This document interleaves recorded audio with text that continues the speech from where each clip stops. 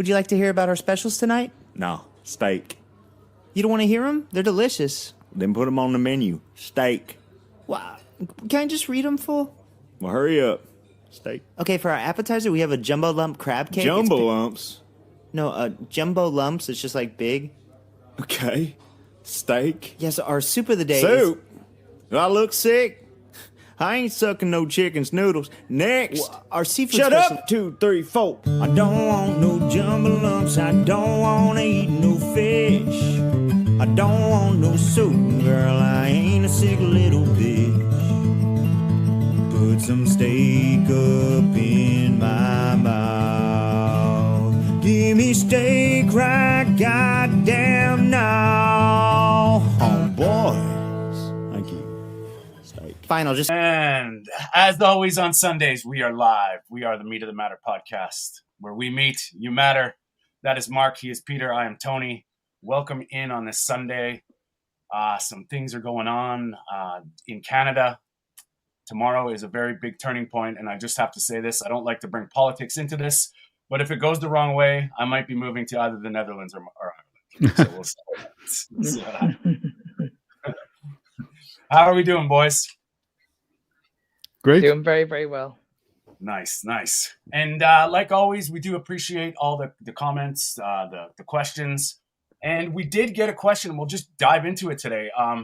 Primal Patricia, you can find her on Instagram and TikTok, Instagram and YouTube.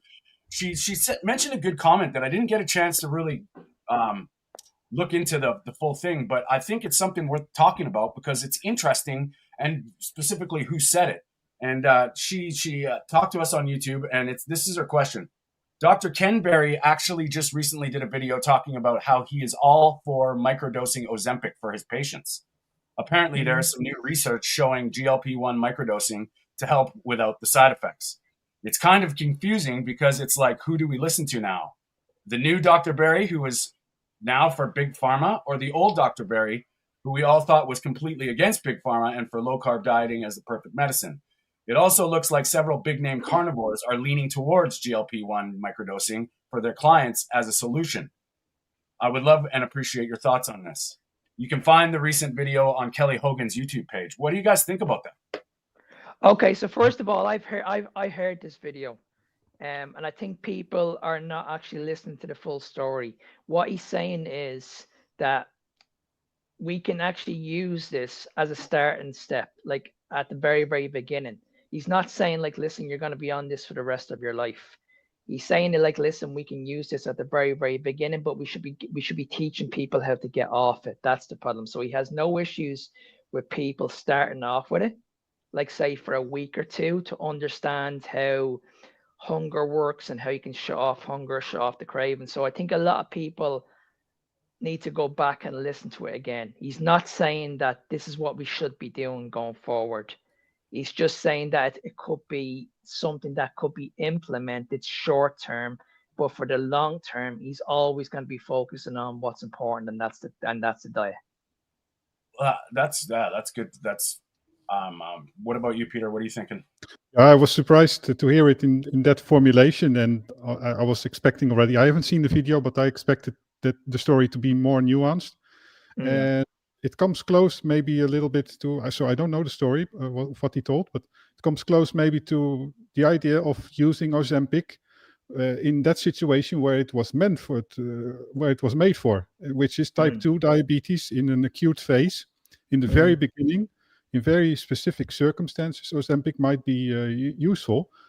And actually, that's an interesting side story. I recently saw a video on the how's she called? The Diabetes Nerd, I think. That's her YouTube handle. And she actually uses Ozempic, GLP-1 agonist, to better control type 1 diabetes. So it's also used in the context of type 1 diabetes, because in type 1 diabetes also all kinds of hormones besides insulin are dysregulated. So you tend to have a larger activity of glucagon, so a larger production of release of the glycogen. That, of course, makes glucose control more difficult. So also there, it's a matter of microdosing. And in that situation, of course, I'm not sure if I would agree with this application, because I think low carb is sufficient enough to control type 1 diabetes, but it could help also maybe temporarily to better control type 1 diabetes, because it's very specific, of course. And that's the idea with medicine, right? You only use them temporarily and in very specific cases. Yeah, I mean, my thoughts are, Exactly. I'm agreeing with, I agree with both of you guys, but I mean, I am for, celebrating this like they're doing, selling Ozempic at all these places around. It's on magazines and glorifying it like it's the way. Absolutely disagree with. I mean, I think if you're in a position where, you need a catalyst or a starting point, but to be educated is the key. And I don't think it's just your first go-to. You know what I mean? You're going right to drugs, and if you don't understand the context and the nuance, like you're saying, Mark, I think it's very dangerous. And what becomes a crutch? And as soon as we reach away from nature and we embrace a hormone replacement of anything, there's always a trade-off. So why are you doing that? What is the context? I think it's very nuanced, and that's good that you said that, Mark, because I haven't seen the video, and from that comment, I'm like, what? They're promoting Ozempic, but I think, I always thought if you are morbidly obese and you need to lose weight and you need to start the process and you can get a jump on it, but you just got to be very careful, because eating less of a shitty diet is a shitty diet. You're not getting nutrition. I think that's the problem with that stuff, is it gets really, really crazy. So I'm gonna watch the video, and I go ahead. No, I agree with you, Tony. I would like, it's been proven on many, many occasions that this can be done without Ozempic. We've spoken about this on many, many occasions. It can easily be done. But again, when I watched the video, people need to go back in and watch it again. He never stated that you're going to be on this for the rest of your life. He only mentioned that it can be used at the very, very beginning, like say for a week or two, and then we'll teach these people how to get off these medications. And that's what he kept on saying. He kept on saying, like, listen, we need to focus on how do we get these people off these medications. And that's where we're struggling. A lot of these doctors are prescribing these drugs, but they're not giving out the right advice. They're not saying, okay, listen, you're going to be on these for, say, X, Y, and Z. You're going to be on these for the rest of your life. And there's the big problem. Nobody should be on these injections for the rest of their life. Nobody should be on medication for the rest of your life. Well, exactly, because you just said it right there, man. If you use it as a lifestyle medication, like we're all against, you know what I mean? You need to figure out the lifestyle, right? Like, that's the difference. I mean, exactly. using a drug for therapeutic or relief or some kind of, easing symptoms is one thing, because, I'm not dogging anybody that's in pain and serious pain. But once it becomes part of your regular lifestyle, you got to look at it like it's not good. So, I mean, taking it away from the lifestyle medication, I think, is the key. I think we should applaud Dr. Canberry for being so nuanced, because it's not like you are not allowed or you shouldn't use medicine at all. I mean, I think you both agree with that as well. And that's the nuanced story. Absolutely. There are situations where you use them. Sorry, Peter, but yeah, absolutely. Because I have a few females that are going through menopause at the moment. I'm not against HRT. Never have been. I don't mind women taking a little bit, as long as it helps. As long as they're not relying on it. But if they need a little bit, I don't see any issues with that whatsoever. And I feel the same way about testosterone for men, but it's a means to an end, not an ends, not the rest of your, you know what I mean? It's interesting how we just, that normal, the normal mainstream thoughts now, especially, us even 4 or 5 years ago, was trust your doctor. They put you on drugs because you need them. And it's like, we're just blindly giving us taking these things without understanding why or the context. Right. And I think, that's probably where modern medicine, the path it should have taken would be on the health perspective, as opposed to the relying on profit and just getting as many people on medications as you can. And I mean, and that's where it's, it's my opinion that it's up to us. It's up to us and like individuals to take responsibility for knowing their own health and just to understand there's another side, and it doesn't have to be all or nothing all the time, you know? And think about it also when people go carnivore. It takes a while before type 2 diabetes is totally put in remission. I mean, usually you see changes within 3 months. Your A1C will drop significantly, but it's not there in the non-diabetic range. Typically, it takes half a year at most, at least. So yeah, of course, if during that initial phase it helps you to use Ozempic or metformin and that sort of things, by all means do it. That's already 10 times better than injecting insulin, because I think if you go carnivore and low carb, you'll already typically go off insulin or much lower doses very quickly. No doubt. And everybody, please help us out. Like, subscribe to the channels. We really appreciate your support and being part of this. We're trying to get our own sort of opinions, we're not doctors or scientists. We're just here trying to talk about things for, taking health in our own hands. And we've done some great things. All of us have been a part of this for quite a few years now. And I mean, I'm not stopping anytime soon. I'm feeling great every day, and I know you boys are now. I want to switch gears here, guys, and we'll talk about, I think it's one of your favorite people, Peter, and then you did a video that was interesting, and I want to get your take on it, because one thing I will tell you, everybody, if you could get a chance to follow Dutch Carnivore, your videos are pretty original, Peter. You bring your own little charm to it. So we're going to do this, and then I'll play the video that was kind of, I want to know what you're thinking with this one. But let's see what you guys think about this. In this corner, we have butter. In this corner, we have seed oils. Ready? Fight! One of the criticisms from people who like to say that seed oils are the root of all these problems is that, well, you can't really compare polyunsaturated fats to saturated fat because humans eat foods. They're just trying to move the goalpost so that there's not any studies looking at directly what they want to account for. Until now, this study was looking at butter intake versus plant oil intake and the effects on mortality from all causes, cardiovascular disease mortality, and cancer mortality. Wow. Okay, here's the problem I have with these people. Okay, Mark, give her. You can start here, and then we'll get to Peter. It's crazy, isn't it? Well, I said pretty much everything I needed to say in the video. I just don't understand why we need to go off a study. Why do we keep on listening to these people when they talk about studies?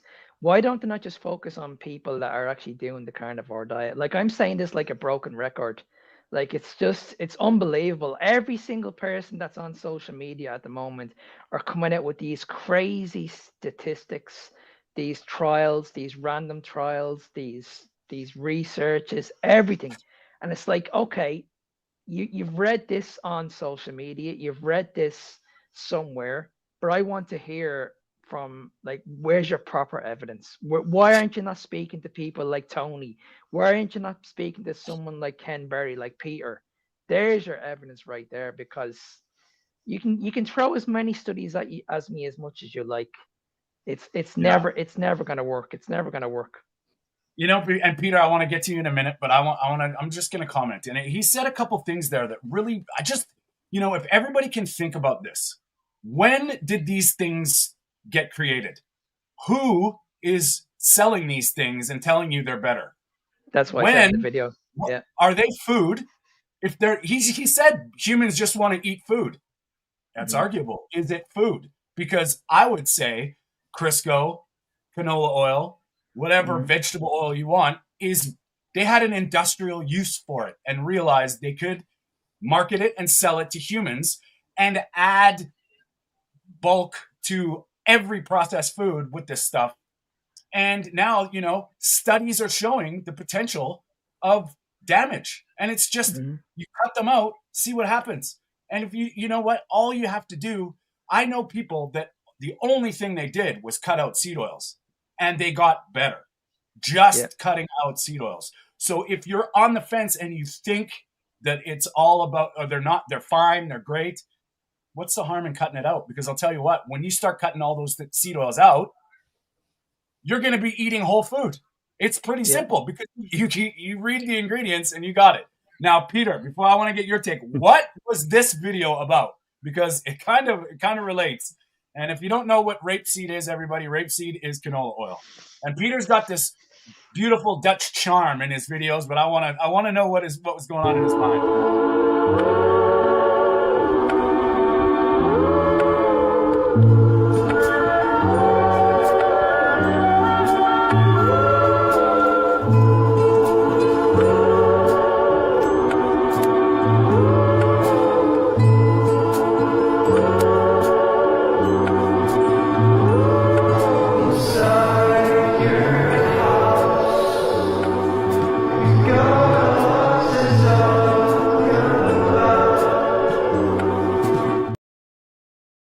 Do we have to have an intervention, Peter? Are you smoking rapeseed on us now? Or like, what's going on?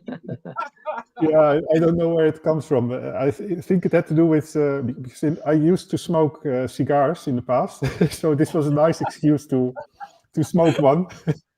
I'm pretty confident that I'm not addicted to it, but and it was quite frustrating because there was wind while trying to make this video. So I want, of course, to create these clouds that go like straight upwards. And I don't know, I must have made like 20 or 30 takes of smoke clouds to just get these 2 or 3. Now I gotta ask you: is it like, is it healthier to smoke it than to make it into oil? Like, what's the deal? Who knows? There? Well, this is the young rapeseed, so the seeds have not come to fruition yet. So maybe that's better. The bees, I mean, that's nice to see. The field was full of bees. Okay. And one thing that there was a comment under this video, somebody asking whether then is it also dangerous to eat honey made of bees that, rapeseed honey, let's call it like that. Yeah. And I don't think it's bad because the bees take the nectar from the flowers. Cool. That's not the seed yet. And probably it's the same like with fruit. Like fruit is safe to eat, and probably the nectar is also safe for the bees to eat because it serves a purpose for the plant to. That might be an interesting.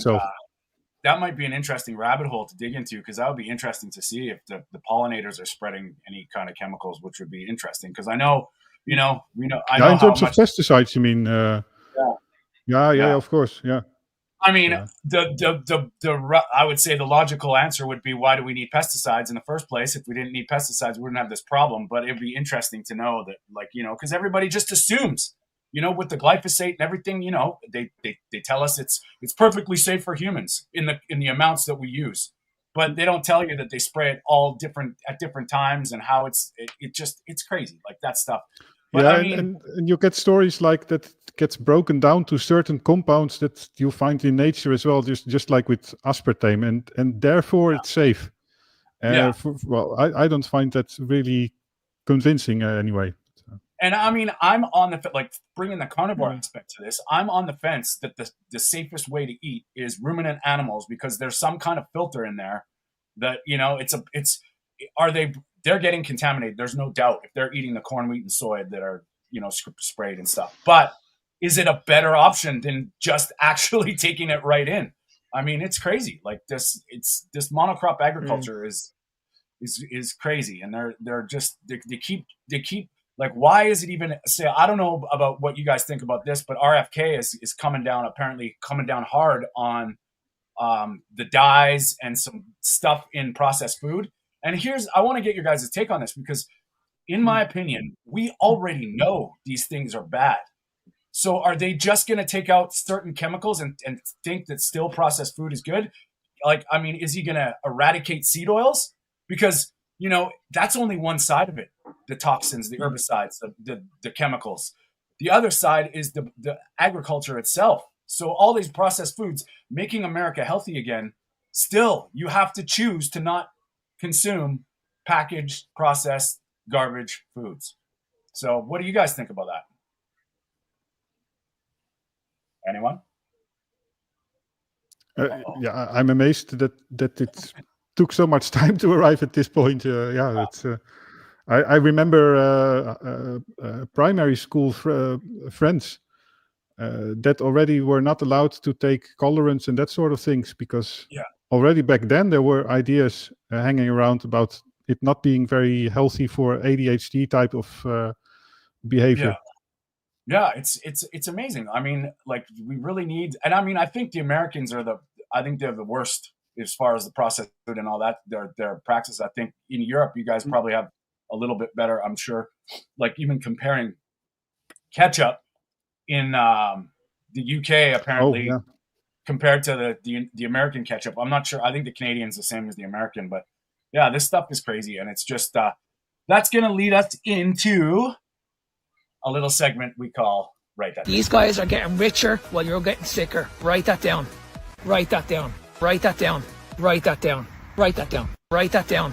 These foods are highly processed, complete garbage, and I can promise you now, I wouldn't even give it to my fucking dog. Write that down. Time for Write That Down, and I got a couple things today, Mark, to get your take on, because you've been on fire as always. And everybody, this is a chance. Please follow Mark on social media, Fitness Beyond Time 01. He's always challenging the mainstream stuff and bringing a really good, honest human perspective to it in his own feisty little Irish way. And this one, and I love the clowns. Here's 3 easy ways to get the protein into your body without breaking the bank. Number 1, in Aldi we have these protein bars. They're cookie dough flavour, 21 grams of protein per bar, $5.49 for 3 of them. You're saving at least €2 to €4 from buying them in the shop. So again, you're saving money, and they taste pretty good. These are chocolate protein puddings, about €1.10 at max. Both Lidl and Aldi have them, and they are going to be ideal for you when you're in a rush. And final product, but not the least, here you have your protein powder. Get a good source, Optimum Nutrition. Double rich chocolate is my flavour. You can get loads of different flavours on the market. You can double or even triple scoop this. There's 24 grams in 1 scoop, so double, triple, that's 50, 75. Add these, about 40 odd, you're going to have your your protein grams in 3 easy ways. So no excuses, guys. Let's move forward, get the protein to the body, strip the body of the unwanted excess body weight, move better, feel better, be better. Here's 3 easy. And like, Mark, let's do this. And guys, if you're in the chats, in the comments, love to hear your thoughts on that. What you think about all those? I'm gonna call them fake proteins, but go on, Mark. What do you think? Absolutely, absolutely. That's what I was gonna say. Like, all people need to understand that not all protein is equal, and this is why so many people are struggling. Because did you hear what he said? He said we can get over 75 grams of protein from meat from having these foods. But you're also getting in a lot of shit also. And we also need to understand that all these foods that he just mentioned, every single one of them are processed food, including the whey protein. Yeah. It doesn't make it different. It doesn't make it different. Like, I know people that have unbelievable great brands of protein, but I still wouldn't have them. And if I was having a whey protein, I'd probably have it once every so often. I wouldn't be relying on it. So we should not be relying on supplements or these smoothies or these yogurts or these protein bars to get our protein in. You should be getting your protein in from animal-based sources, plain and simple. Yeah, Peter, any thoughts? I missed the video because I I had to get something, but I imagine it was about protein powders, right? Yeah. Yeah, my opinion on that is simple. I mean, if you eat a healthy diet, then it's almost impossible to not get enough protein. So just eat a bit more protein than you need. I mean, if it's really a problem, measure it out. Make sure that you eat more than the recommendations, and that's absolutely not harmful for your kidneys or anything. And then you're just fine. I mean, I hear you, and I just think, telling somebody, like, why don't you just eat meat? Like, seriously, just eat meat. You don't have to think about it. Just eat until you're full. There's no more counting. I mean, and the only time I when I'm working with people and I suggest is the older you are, and if you're in that stage where you're not hungry, you can't eat, your stomach acid isn't the same anymore, you're struggling to get enough protein in, maybe a good quality whey protein that is try to get as least amount of ingredients as possible, you know, but to use it as a tool to get your protein in is a lot different. But just relying on it, like what he's saying and what that video does, is he's like, this is how you get your protein, which is, you know, I mean, I can see God and Mother Nature right now, like chomping at the bit, ready to strike this guy down with lightning, because that's not natural. That's not what we were supposed to do. And see, this is where people are going wrong, because they're saying, like, if I have more scoops of protein in my shake, I'm gonna get bigger. I'm gonna have bigger muscles. Complete rubbish. Absolute rubbish. This is just all marketing. That's all this is. It's just all this is. Like, these people are just bringing out these brands because they're looking at these people and saying, like, listen, like the bodybuilders. Everybody looks at these bodybuilders and they're like Jay Cutler. What's the other guy's name? Coleman. Everybody's looking at these people and saying, oh my God, I want to look like this guy eventually. And they're looking at their brands, they're looking at their BCAAs, their amino acids, their protein powders, and they're like, listen, if I just take these, I'm going to look like these people. There's no education around just eating proper food. That's the problem. There's just too many. There's too many of these supplement companies. There's way too many. Yeah. And I mean, I think a lot of it gets lost as far as, you know, like what your natural genetic your physique predisposition, like what you're genetically supposed to be at. You need protein. Like, you need complete protein. So using a supplement for what? Like, you know what I mean? If you're eating till you're full and you're just the average Joe or the average woman or the average, you need real nutrient dense, complete protein in complete protein with the amino acids. Go on. And can I just add one part as well? If you go back into that video and actually look at this guy, just look at him. He doesn't look healthy at all. And this guy is a personal trainer. Now, when you look at him, if with all this protein that he's drinking, he should have an incredible body. He should just look really, really healthy. The one thing I noticed when I looked at the video was, okay, just look at him. Look at him compared to someone like me. I don't take any supplements. I haven't taken a supplement in 4 years. I don't even drink coffee. I just eat animal-based food. And I only put up a video of me the other day. I'm in the best health possible. I've said this many, many times. I'm walking around with a 6-pack with no effort whatsoever. None. I'm not even tracking my protein. I'm eating well over my protein intake a day. I think I weigh 140 pounds. If I'm going by the guidelines, I should be eating 140 grams of protein a day. I can tell you right now, I'm probably eating double that. Probably. Yeah. I'm probably eating close to about 300 grams of protein a day. No doubt. Yeah, I mean, just for instance, yesterday I went and I had a workout at the gym, and then I ate steak and like a big steak and eggs. Then I had another steak. Then I had another steak, and then I went over to friend's house and we had lamb, and I just kept eating. And I was legitimately, holy shit! Like, I ate a lot of food. I usually eat once a day, and yesterday was just I mixed it up. But I mean, I feel great. I didn't feel bloated and shitty. And I mean, I can't even imagine. I probably ate 3.5 pounds of meat yesterday. Like, and it was just, you know, I don't usually eat that much, but I was just like, whatever. It is what it is. I do the same when I go on the bike. I remember one time that I bought quite an exclusive piece of lamb meat. I put it in I made a stew out of it. I put it in the slow cooker before I leave on the bike. And it was actually not my intention to eat it all. But afterwards, I ate the entire, 2.5 pounds it must have been.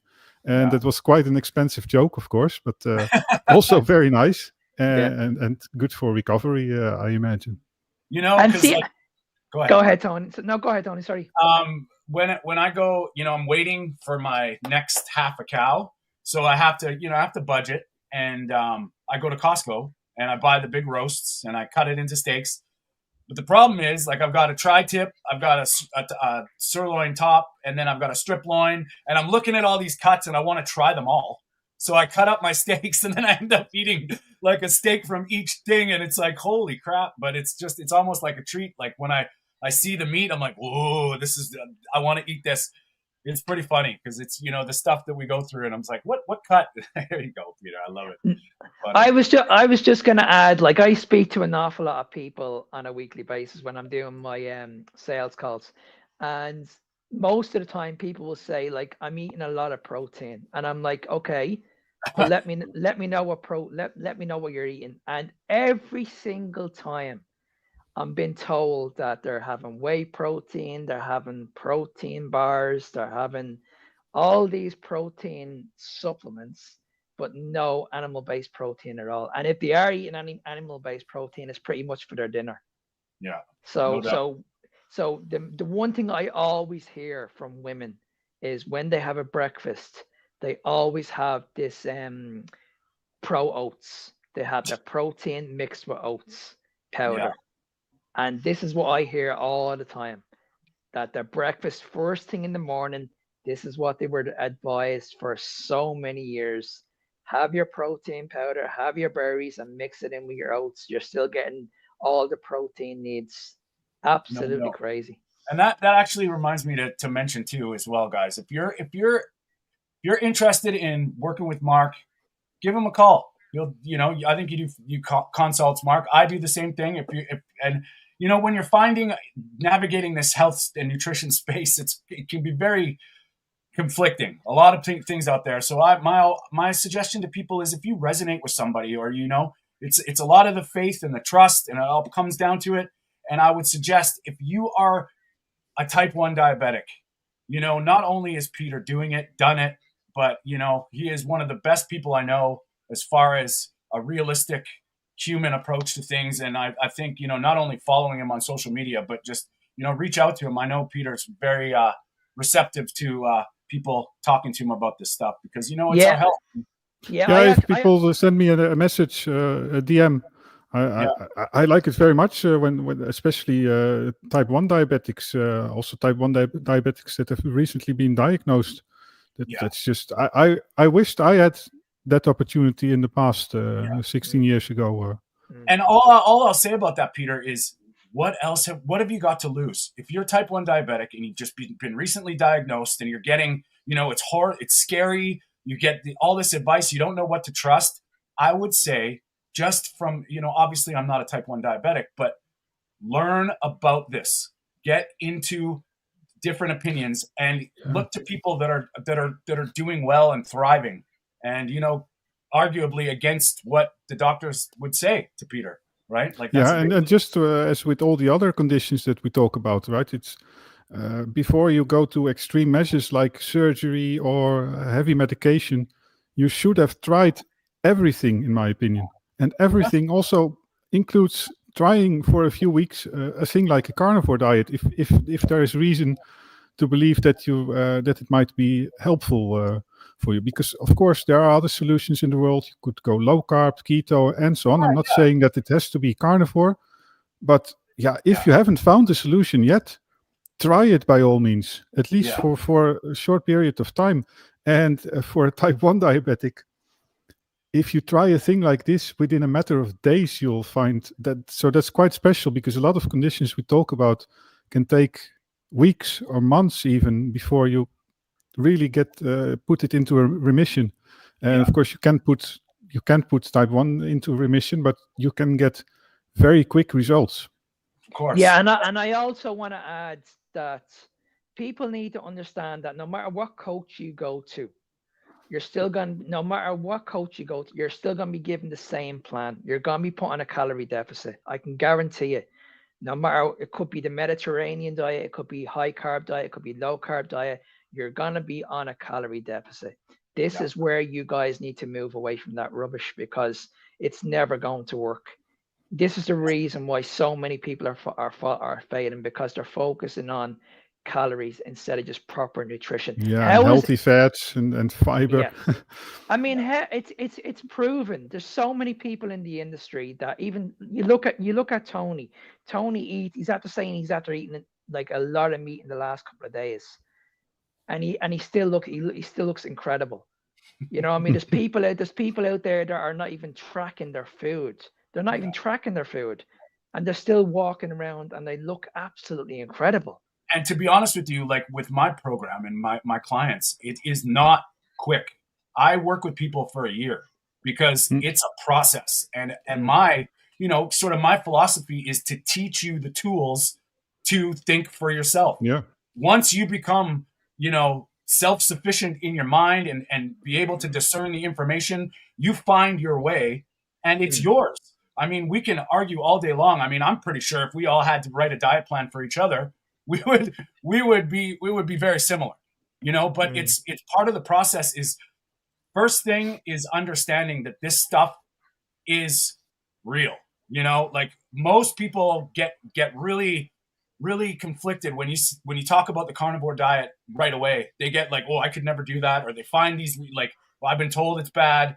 And I'm gonna say, for like, we talk quite a bit, us three, like before, between shows, and we're gonna bring some news that's gonna, like, I know how happy Mark is, but we're gonna save it because it's something that, when I heard this message, it made my heart melt, because giving somebody hope and letting them know that you can do the impossible, because it is possible once you start shifting your thought process and putting your faith into yourself, really. And that's what we all preach. This is, as a coach, I didn't want to be a nutritionist because it's all bullshit. And I had a real tough time trying to navigate that. And now, I'm more into helping people become a better version of themselves, reclaiming humanity, all the cliches, but the other way. And it's a guide, it's a way, it's a tool, and you get these tools for the rest of your life. And for all the people out there that are just sort of on the fence or curious, take in all the information, use discernment, like figure this out. And I mean, you look at how many people just go the calories in, calories out way. Yeah, you can do it, but you're going to be suffering, white knuckling, putting all this effort and work and tracking, and then it ends. What happens when it ends? What happens? And it's amazing how, just saying that, if you go on a diet that has an end date, how sustainable is it? Right? Exactly. Yeah. You should never be in a situation where you're dieting for the rest of your life. And I tried this for 30 days, and I'm just riding it out because it's what makes me feel good now. And it's, I'm not saying don't eat broccoli. I'm just saying I personally don't need to, right? It's just, I focus on what I need, and I tend to gravitate towards that more and more. And it's, I think that's the beautiful thing about this. When you really get into the carnivore lifestyle, you start to just become it's your diet. It's not the carnivore. Oh my God, I drink coffee, I'm not a carnivore anymore. That's not what it's about. I think there's certain contexts where people should scale it way back, and you may have to go the lion diet. But I mean, I don't ever say go lion diet right off the bat, because you need to know what's going on with yourself. And I mean, a lot of that time, and I find most of the people in our community, especially on social media, that really get it. They get across this little hump where it's, oh, now it's about feeling good. It's about clarity. It's about, and the weight just happens. Like it's, you plateau a little bit. Yeah, see the problem is people need to understand that what the majority of the world are going through an addiction at the moment with sugar and food. And when you look at someone who's dealing with drugs or alcohol or who's a gambler, it's not gonna happen overnight. You can't say to these people, okay, you listen, you need to stop straight away. And I'm like you, Tony. When I take somebody on, I need to work with someone for a minimum of 6 months, because I work in phases. Yeah. I say at the very, very beginning, okay, the first thing that needs to go is the processed food. The processed food and the alcohol needs to go. The second phase, then we work into carbohydrates. We get rid of all carbohydrates. As we get closer, people are looking amazing. But the one question they always get back to me on is, Mark, I look amazing, but I still don't feel good. And I'm like, okay, maybe it's because of the vegetables. Maybe it's because of the fruits. Maybe we need to eliminate these. So at this stage, these people have been working with me for 3 months. They trust me. So when I say to them, okay, as something as crazy as I need you to remove the fruit and vegetables, they trust me. They trust me 100%. So they're saying, okay, I'm going to eliminate this. When they eliminate that, everything just improves. Their digestion, their energy, everything just improves rapidly. Yeah. When you're saying that, that's the same thing with me. Is I try to guide people, direct them to making this decision for themselves, because what happened with us organically is we just became carnivore, or we, it made sense because we were, whatever, low carb, like fat adapted, all that stuff. But that takes some time. So when people start to realize that it is a process, it's a phase. And I'm the same thing with you, Mark. Like, I don't try and shock people into, you have to do this right now. We need to prioritize protein. Like, we have to get that in our heads first. That's the most important thing. And I mean, we have, sorry, Tony, we have to train the gut microbiome. Yes. That's the main thing. The main thing is those taste buds and that gut microbiome, because at the very, very beginning, people cannot let go of the carbohydrates. It's really, really hard. And this is where people don't understand the power of addiction. That's why you have to give these people time. If you say to these people at the very, very beginning, okay, listen, you're not going to eat carbohydrates, you're not going to eat processed food, you're not going to eat vegetables, that's going to be a shock to the system. And they're going to be like, they're going to be like, oh, listen, I can't do this. This is not going to work. That's why every person that I take on and I work with goes on a CGM right away. And the first 2 weeks, I tell them not to change a thing, because I need to know how their metabolism is. And then once I start explaining certain things, they see it. It's just and they do it by themselves almost, right? They will change foods and that's what I remember as well from my first half year. I went with the Bernstein protocol, started sort of low carb. So not very low carb. It's Bernstein is 30-40 grams. Yeah. And very naturally, well, first you are surprised by the good results. So you get trust in the process, in the concept. You continue, then you read more and more. So I mean, it's a bit the same like with coaching. So if I would try to help a type 1 diabetic make this change, don't do this overnight. Go gradually. And the process might be quick in the case of type 1 diabetes, but the consolidation phase is very long. It takes half a year to a year at least. If I think about things like sports and endurance sports, I think it was that summer, so about 1 year after starting low carb, that was the moment where I sort of was really fat adapted and I was able to go without sugar. I mean, I always take sugar for precaution because I'm type 1, but I was effectively able to go without sugar on the bike for an entire day. Yeah. But that took a lot of trial and error to get there. And actually today, I went on the bike since a long time, 70 kilometers. So not a super big ride, but I have to do this again. And it's a carnivore may be simple in its essence, but it's still, there are a lot of details to think about. And it's funny how we label everything like carnivore, keto, whatever. And it's this. Just look at this way. We have 2 engines, 2 fuel systems. Most people use one, and that's the glycolytic pathway, the glucose, the sugar. They are predominantly. We were born into ketosis. We have this whole other way of using fat for energy. And people say, oh, it's just not healthy. It's not good long term. But we have it. So why would we naturally have this system that we don't use? So when you get fat adapted and you tap into this, you start to decide that, oh, this feels good. And I'm not saying you need to be in ketosis forever, because a lot of people get wrapped up with that, testing ketones, trying to get further into. I don't necessarily think that is, but the secret is being fat adapted, And I'm not saying I agree. I don't eat sugar as a rule for me, for the most part. I went maybe once every few months. I have some ice cream, but I can see that metabolic shift now, where it doesn't do the same things anymore. I'm able to bounce back and forth. And I think fat adapted is such a powerful tool. And the shitty part is it takes some time. And depending on you, It can take a very long time. It's not And a 2 weeks. Can I ask you guys a question? Because this really annoys me when I talk to these people on social media, when they talk about that sugar is not the problem. It's Oh. when you mix sugar with fats. What's your opinion on that? Okay, one thing, anything more than 4 grams of glucose in your blood is toxic.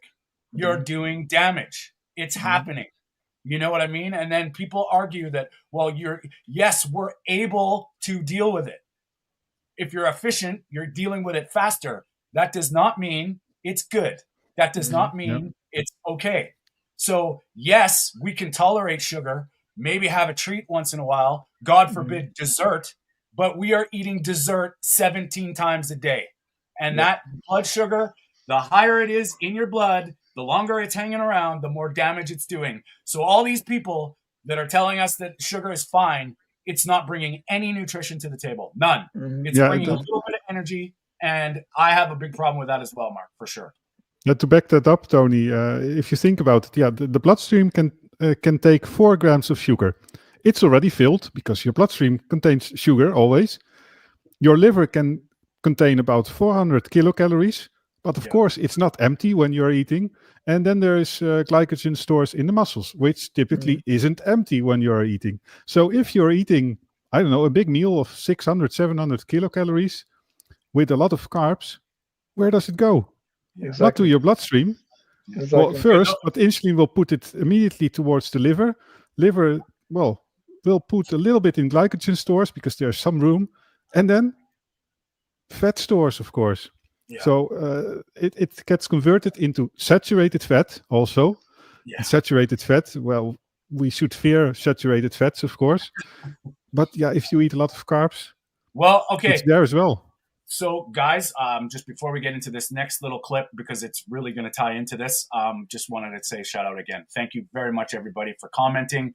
We love your questions. We're here every Sunday. And, join us. We want to get this word out, this message out. It's all part of the process.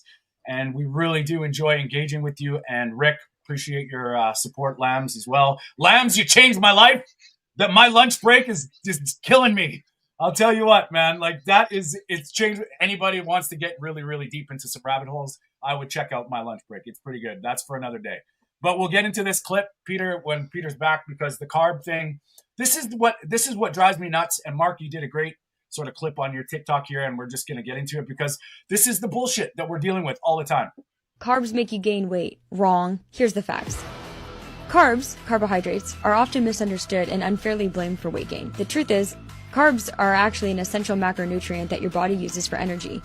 When consumed in the right amounts and from healthy sources like whole grains, fruits, vegetables, carbs actually help fuel your workouts and promote muscle recovery. It's the overconsumption of calories in general, that could be from carbs, fats, or protein, that leads to weight gain, not just carbs alone. The key is focusing on the quality of your carbs, complex carbs over refined sugars, and maintaining a balanced diet. Follow me for more info. Carbs make you gain. Well, okay. So,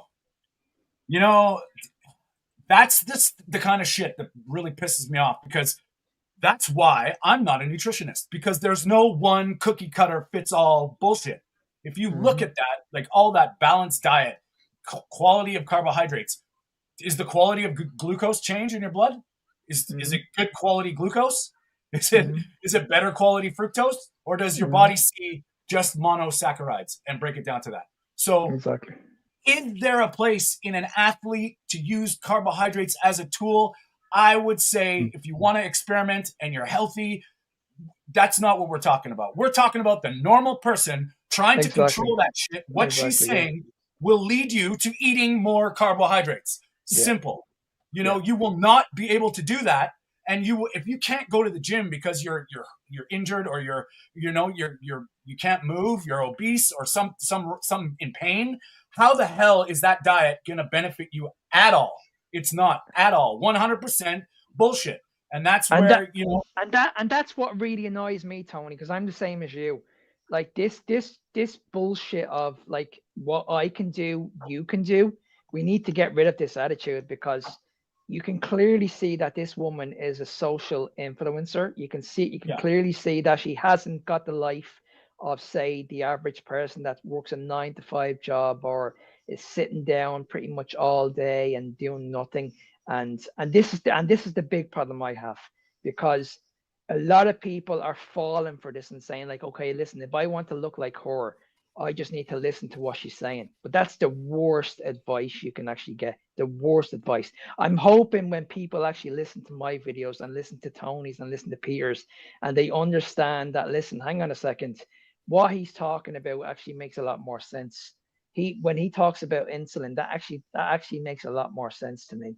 I'm hoping people see past the calorie model, because it's not working. If it was working, we wouldn't have an obesity crisis at the moment. Yeah. We wouldn't have people in such dire health problems at the moment. So something is wrong, and people need to question the system. Okay, what's going wrong? Why am I struggling? Why am I going on these low calorie diets, these low fat diets, and I'm still struggling? Why can I not lose the weight when I'm insulin resistant? And this is the reason why. No It's doubt. just very simple calorie counting, right? You go to primary school, you have to be able to read, to count, and that's it, right? So very simple. Everybody can do it. So why doesn't it work?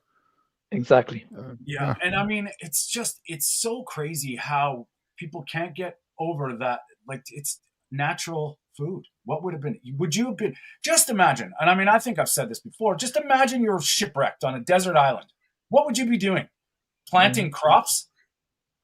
Grabbing your wheat seeds and growing, wheat to make bread? Or would you be looking for water and looking for a viable food source, like hunting an animal? But not only that, Tony, when an animal goes out and kills its prey, do you think before it kills that prey, it's going to say like, okay, hang on a second, before I eat that, I need to find out how many calories I'm eating? It doesn't make any sense. It just eats until it catches its prey, it kills its prey, eats the prey, and that's it. It stops. It just made a mistake. Yeah. It says, "Oh, oops!" Turns around. Oops, many calories. I didn't write this down. Yeah, no doubt, man. Yeah, it's crazy. Like all this stuff. It's like, just look at where you're at, and you go to these for help, and you will What do you get? You go, okay, you just have to do less of the same thing you're doing, or you just have to, moderate or just balance your diet. Like, what the hell is a rainbow going to do for your health? Like, eating all different colors. Like, just keep trying, and then what happens? You're not getting better, but you got to put in more effort. So you got to listen to my advice more. I am listening to it. I'm following the diet to the T. Who wants to do that? Okay, here's your diet plan. Eat this exactly, and then what? Well, you haven't been working out enough. You need to go to the gym. You need to exercise more. You need to sleep better. How's your sleep? Oh, fuck, I can't. So, like, it's crazy. Yeah. And I think the idea is to progress. Take it for what it is, man. And it, the answers are found in nature. And I mean, anybody that wants to argue natural shit, you look at the Lane Nortons. I mean, I don't know where he's coming from, because like, I really try to see the good in everybody, but when you're saying this stuff, like you're preaching that you're this scientist and that you're using logic but to me, that logic is completely flawed, and you're pushing people towards what you've done. And I mean, there's a difference between a power lifter, bodybuilder, and somebody that's trying to heal themselves. Yeah. And that's I have a question for you, both of you guys, actually. So I was wondering, because they talk about carbohydrates and that it's good to eat a lot of carbohydrates, that you need them. That's problematic to me. It sounds problematic to me. But the fact that they also tell that it's impossible to go low carb and fat based, and they will say silly things like your glycogen reserves get depleted and that sort of things. Well, you can Google it, use ChatGPT if you don't want to read the literature. It's utter nonsense. So which of the two is more problematic according to you? Advising the carbohydrate route, or actually talking this negative and spreading misinformation about the low carb approach? Like, I think just you have to, this is the problem. You know, a lot of us, it's always this us against them mentality, and it's not. It's nuanced. There's certain things that you can do, and just if you put yourself, we've all done it, become your own N of one. Try and cut out these things for X amount of time. See what happens. See what happens. The only problem is most people, if you go, okay, I'm going to go carnivore right now, you have this shock factor where you have blasting diarrhea and you have this horrible, but that's an adjustment. Is that a good thing? You know, I would say sometimes it's necessary, but most of the time it's too fast. But if you cut out grains, start making some changes and focus on essential nutrients. Just get good quality food and see what happens. Yeah, see, the problem I have is they're pushing the agenda. They're pushing the agenda. They're saying like, listen, you need to just do what we're doing. It's been proven for a long, long time, but it hasn't been proven. That's the problem. It hasn't been proven. They're only going by what they read. They're not going by real studies of people that are actually living this lifestyle. I could put up a video tomorrow. People are going to look at me and say, well, he's crazy. But when they see what I'm doing and what I'm eating, and if they saw like a full day with me and they can see what I'm eating, I only eat 2 meals a day. I'm not eating 6 or 8 meals a day anymore. I'm not eating any carbohydrates. I haven't eaten a fiber or a grain in 4 years. And people are always saying to me, like, listen, you must be constipated. You must be struggling to go to the toilet. I have no issues going to the toilet. And the good thing is I don't go to the toilet every day. That's the good thing about carnivore. I go to the toilet probably once every 3 days. Yeah. Like, and you know what I mean? So I don't need to go for a number 2 every day. Here are a few things that are indicators for people that spread misinformation. One thing is they will tell about us that we are constipated. Well, it's very simple to observe yourself whether you're constipated or not. And another thing is that you have to be very careful about is if influencers tell you that something is not possible, this or that is not possible, or this or that is dangerous. I mean, I could talk about the vegan diet and say, yes, it's not possible because you need to take B12 vitamins and blah, blah, blah, those supplements. But you don't hear me talking about this stuff. I'm not acting against vegan diets, and I think actually they can be quite healthy. And of course, but like vegans will confirm this as well, you will need to supplement with B12. But besides that, I think there can be a place for a vegan diet. I've helped vegans be better vegans because once they get it that the nutrition is nutrition. It has nothing to do with plants or animals. The body doesn't give a shit. The body wants what it needs. And and see, if I was working with a vegan, I'd be like you, Tony. I try and make it a little bit better. I would say, okay, listen, if you want to be vegan, make sure you're getting it from plants. Don't go towards like buying plant food and filling Bill Gates' pockets. Forget about all that shit. Just eat, like, if you want to eat plants, just eat plants. But the narrative, the problem I have is when they push it down our necks and say, well, this is the best way to eat. You're going to be a lot healthier. I'm sorry, I just don't agree with that. So if you're saying something that I don't agree with, well, then I have a right to fight back and give my opinion on it, so people that can actually make up their own minds.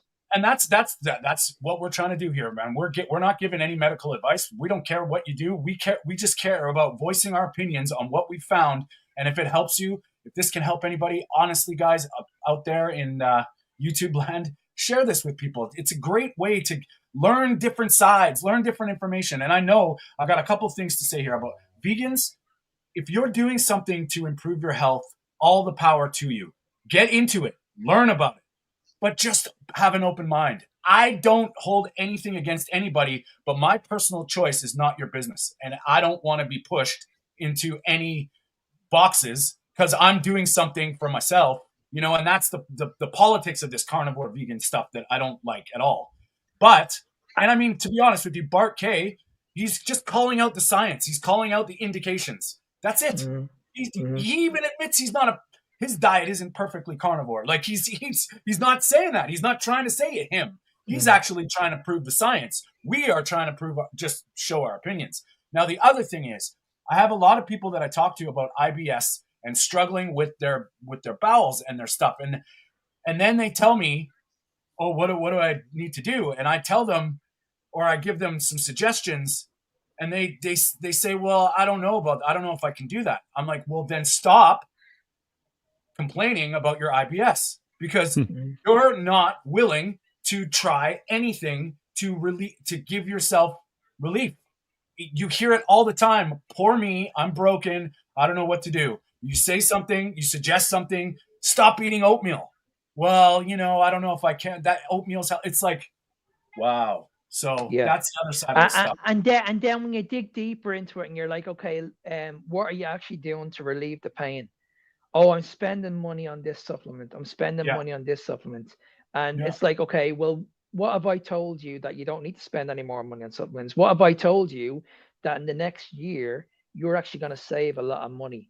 It still doesn't resonate to these people. They're like, okay, well, no, I'm still convinced I still need to eat oats. I'm still convinced I need to eat my vegetables, even though they're saying to you on the phone that I suffer with constipation, I suffer with my digestive issues, my mental health is shit.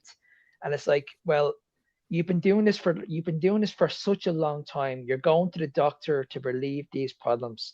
I'm telling you what the problems are, but it's just, that's why I said it. That's why I chose not to go down the route of going too hard on these people. I chose that when I take on a client, I have to tell them at the very, very beginning, listen, you're going to work with me for 6 months. Yes. Whether you need to work with me for 6 months, because eventually I'm going to lead you into where you need to be. But I know I have a lot of work to do at the very, very beginning. I need to convince you that you don't need the sugar, you don't need the carbohydrates, you don't need the vegetables, you just need to eat animal-based foods. But it's going to take me time to get you there. Yeah, Mark, sure. I find that amazing also, that when people say that they need certain foods. I mean, we're talking just about food, and putting aside the addictive part, aspects of food, it's just food.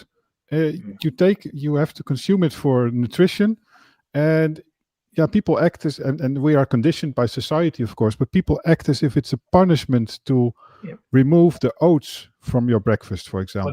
Well, what are we talking about? A bowl of oats. I mean, there are more important things in life, right? Yeah, and you know what, Peter, you said a good point, because your body needs nutrition. Yeah.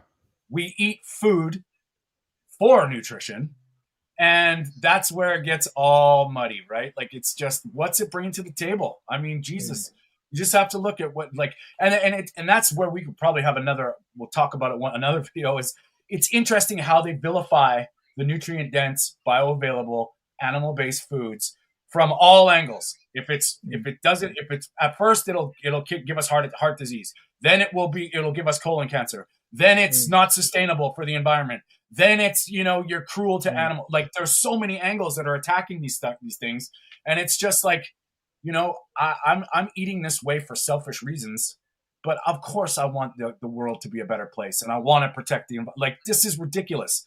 These all these arguments straw manning the simple fact that nutrition is nutrition, and it's nutrient dense.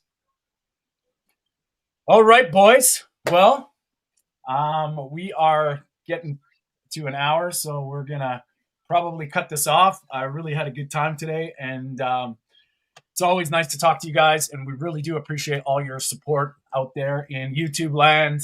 We're here every Sunday at 10 a.m. Pacific, 6 p.m. UK and Ireland, 7 p.m. in the Netherlands. I might not be Canadian after Monday. We'll see what happens with our election, but I wouldn't advise to go Dutch, by the way. Lots of issues here as well. With that one, like where to go in the world. It's kind of a crazy place. But boys, where can people find you, and tell us how you're feeling, and say goodbye. Peter. I'm feeling great, and do have a visit to my channel soon, because I have 25 butters in my fridge. This morning I tasted 25 slices of butter. Some butters I had to try multiple times to get the right verdict. Dutch Carnivore on TikTok, if you want to know more about butter. I can't wait to see that one, buddy. Awesome. Mark? And if you guys like to see people getting called out, then you need to come and see my channel because I do it pretty much every single day. I pick somebody on social media who's talking rubbish. I call them out. I wait for a reply and I never get a reply. That's the problem. So if you guys want to see me, I'm on Fitness Beyond Time on Instagram. I'm also on TikTok. Or if you guys want to contact me directly, you can contact me at ennismark93@gmail.com. And yeah, everybody, please, support these guys. And if you don't mind, help us out. Like, subscribe to Peter's channel, Dutch Carnivore, to my channel, Food for Thought, Question Everything. And if you're down, leave a comment. It helps us. We're going to work on trying to get Mark's stuff attached to this. We're all new. I'm not a tech guy, so we're just winging it for the most part here. We're just getting better, and hopefully we keep improving. We do really appreciate your support. And check out Mark's Carnivore Evolution podcast. It's on Spotify and it's also on YouTube. He started a channel. We're going to try and get this all synced up for the most part. We have some great things down the pipe coming up. We're going to get into a really big deep dive into endometriosis. So if you're like ladies, if you're suffering, I know we're guys and I know we can't possibly understand, but we can take it from the human side of things. And we're going to get some people that have changed their lives adopting this of eating. And can I also say we have 2 inspiring stories coming up very, very soon also. These people are going to be coming on and sharing their stories, and it's absolutely incredible. Yeah, and this is what we're trying to do, is make just letting out we're real people, real conversations. We want to just push this out there that to give some people hope, to give some people a different perspective. And if anybody's interested in getting a hold of me, you can contact me at tonystewartcoach@gmail.com. My website's TonyStewartCoaching.com. Obviously on this channel, leave us a comment.